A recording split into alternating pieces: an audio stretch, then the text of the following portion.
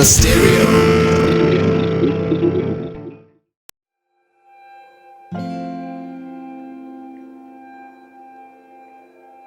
I've been doing music for a long time now, which is almost a decade.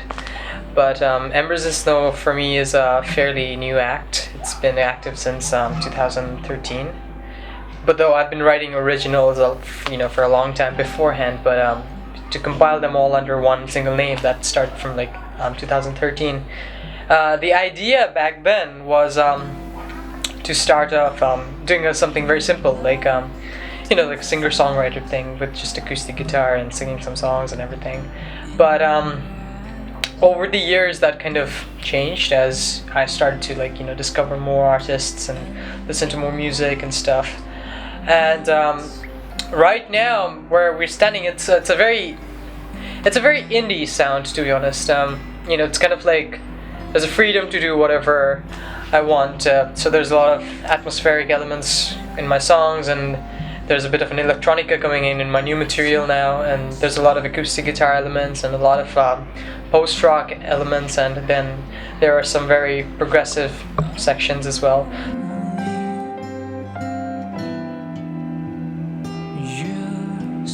It kind of changes, but if I were to specify names, there would be a couple of acts that always comes up.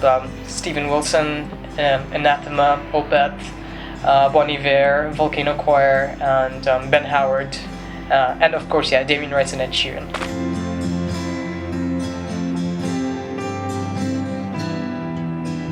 I personally think that writing is definitely more challenging than performing live. There are challenges to performing live as well, because with my sound it requires a lot of elements to it. Like there's a lot of sound, there's a lot of textures that go into the song, go into the music, and replicating them live, note for note, is a bit of a difficulty, because since I don't have a band, it's a solo act, so I have to get musicians on board and kind of direct them individually to what they so that they play their parts, and it's not like that you always land on the same page with them. So there's a bit of a challenge there as well, trying to bring them on to one common point and getting the best possible output. So there's that challenge, but that's very rare, because I haven't been performing live for a while now, with a band. So that's a bit of a rare thing there.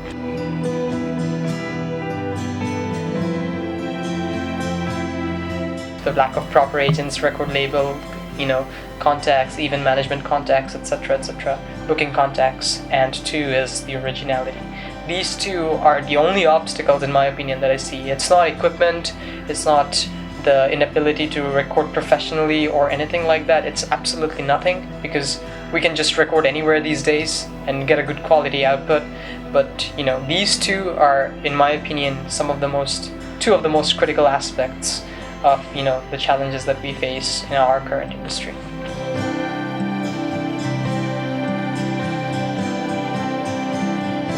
I'm 22 now, so when I talk, it's kind of like, wait, what? But it's kind of like, I think it's just the way I say things. I just always try to keep this calm and composure about myself thing, so that I can I talk and people listen. But on stage, it's always it's a privilege, because on stage when I talk, it's like people just tend to listen, and it's a great thing for me. But but when you're working outside with other people, people who who don't really think much or don't really want to look around and think too much, working with them has been a little bit of a challenge, because when you go up to tell them and say that you've been doing this for 11-12 years now, they'd be like, what? I mean, how old are you even? So there's been that challenge there, but it hasn't been too much of a difficulty, but in certain cases, yes, it has been.